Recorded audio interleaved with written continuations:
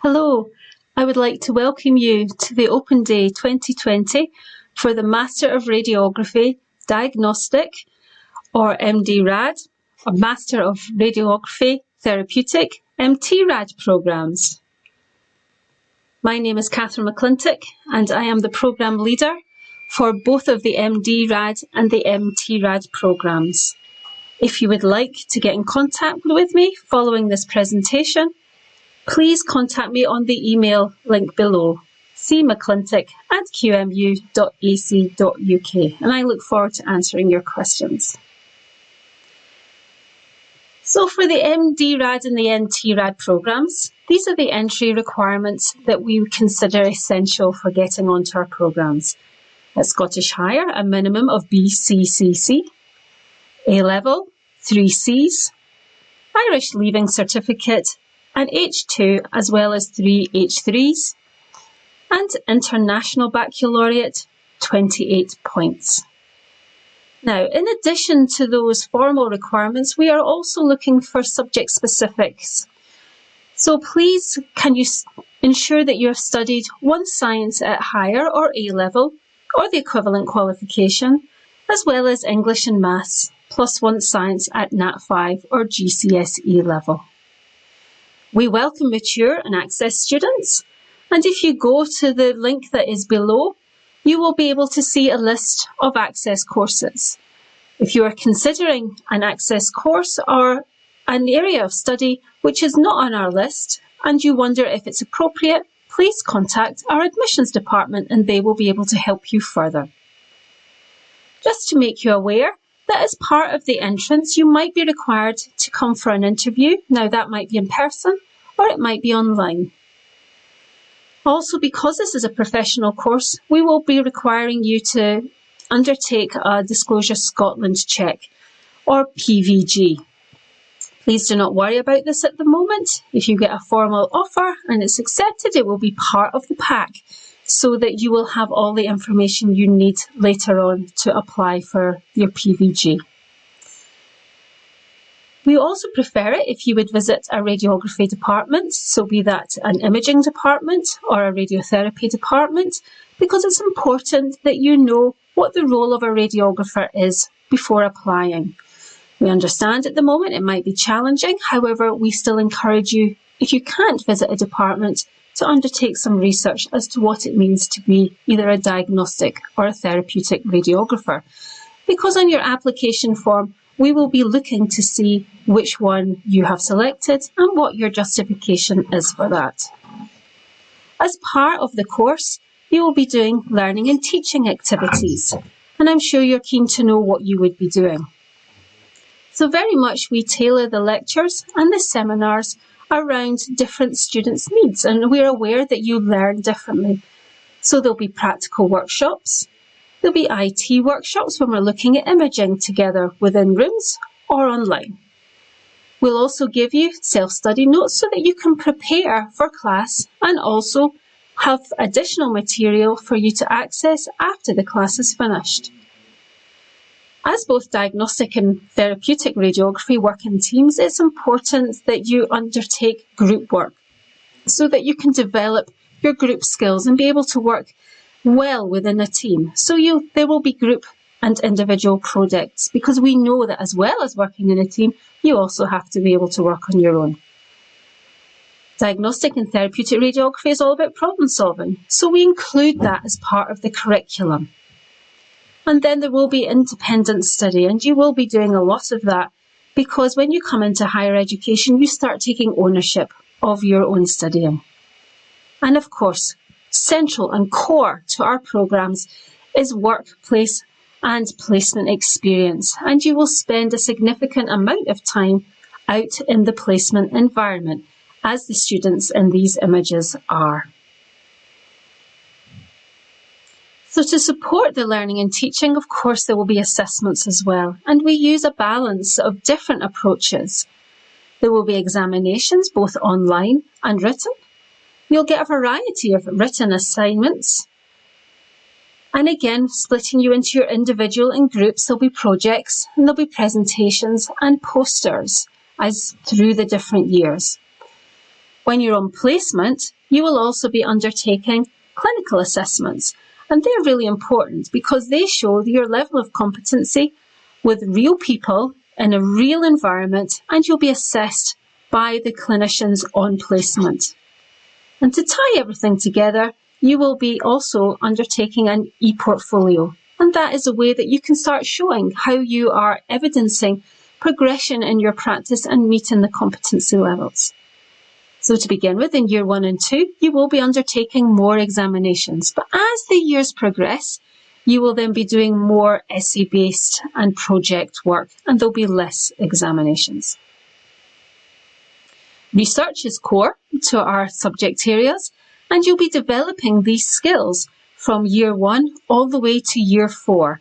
And as you can see in this diagram from the Society of Radiographers, undergraduate students are at the forefront of research, and you start your learning journey with linking to educational, with industry, and with also the research centres that we have out in the placement environment. Always thinking about what effect is our research going to have on the patient and how they're going to be involved.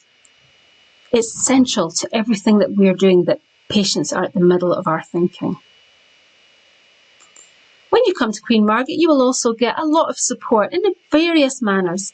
You'll be assigned a personal academic tutor, and that is a member of the radiography lecturing team. And they will be there to support you throughout your years of study at Queen Margaret. The school office is also there supporting both you and us to make sure that the programme is running smoothly, and they help us develop the student handbook, which will be available to you when you arrive. We have an academic disability coordinator, and the member of our team is Liz Taylor, and she is a member of the therapy department within the radiography, and she supports all of the diagnostic and therapeutic students. In addition to the radiography team, we have the student support services, and that includes financial support, disability support, health and wellbeing support. There's an effective learning service to support your academic writing, and we also have a librarian, and she will also be there to help you with your coursework and studies as well. Very much at Queen Margaret, because we are a smaller institution, we very much work together as a full team to support you. Within your cohort, you will nominate 2 student representatives, and they will be coming to meetings with the radiography team to discuss any issues that you have, both positive and areas for improvement, and also the team will then convey to you things that we're thinking about changing, and we get your perspective on that. Students are very much part of every decision that we make within the radiography team, so that everybody feels that they have ownership of their own studies. So why radiography? Well, as a profession, it's vastly changing. The technology, certainly from when I first started radiography, it's just changed beyond all recognition. And so you might be thinking, I like working with people. That ticks the box. I like working in teams. That ticks the box. I'm interested in doing something with technology. That ticks the box. I'm looking at what I can do to help people in their journey with oncology, which would be therapeutic, and within diagnostic, about where they sit in their journey and can we diagnose so that somebody else can come and support. So very much therapeutic radiography and diagnostic radiography are professions for now, but also for the future. And we're becoming more and more essential within the workforce. And as you'll see, the roles that we are now undertaking, we have broken barriers to really start making a difference, and you can become such an important advanced practitioner, both within our own field of radiography, but in the wider healthcare team. So it's a very exciting time to be thinking about radiography. So if you come here to study radiography, we take all these advancements on board, and we make sure that our content of our courses matches where the professions are going. So in year 1 of this MD Rad TRAD 4-year programme, in year 1 and 2, you'll be completing 140 credits. Now, 10 credits is notionally 100 hours. So if you multiply that up 140 credits in year 1 and 2. That's 1,400 hours of study in year 1 and 1,400 hours of study in year 2. So you can understand why it's a full-time course. When you come to Queen Margaret University, you will find that we do a lot of sharing of modules, and that is to both build up your teamwork as well as having a respect for the other professions and generating an understanding of what they do and where they come from. And that's as important for them about radiography as it is for us about them. So particularly, we will be studying with physiotherapy students and podiatry students, but on occasion you will also meet paramedic science students as well. Of course, you are coming to study radiography, so that also is very important within the core subjects. So you'll be learning, for example, in first year, anatomy and physiology, diagnostic and therapeutic combined. But then you will also be splitting out for subject-specific modules so that you start learning your own professional identity as well as the wider healthcare identity. In year 1, you have 2 weeks of placement. And that's just to make sure that all the theory you're learning, you can apply in practice as a start to your journey. And as a programme, we decided to keep the amount of weeks smaller in year 1 so that you could have more weeks in year 2, 3 and 4. And that has been agreed with the students.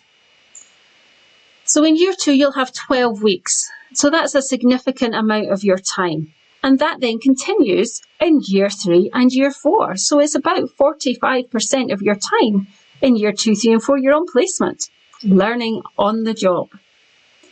In years 3 and 4, it's 160 credits. So the amount of academic work goes up. However, by that point in time, you're more used to your academic study.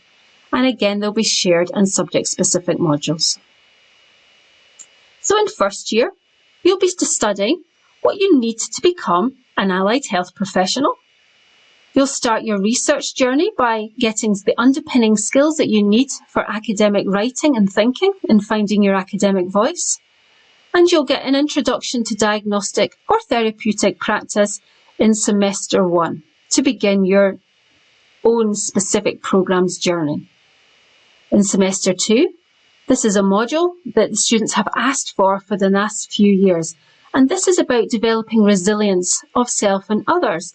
And particularly in there, we'll be looking at health and mental well-being, which is fundamental for your success, but for also you to support others. And then we'll continue your diagnostic and therapeutic individual modules in Diagnostic Radiotherapy Practice 1.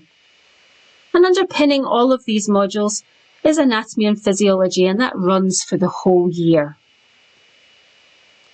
So in the additional levels, in year 2, we'll be continuing to build up your subject-specific skills, as well as thinking about behaviour change and developing a spirit of inquiry as you start being more interested in the theory and the literature that is supporting diagnostic and therapeutic radiography.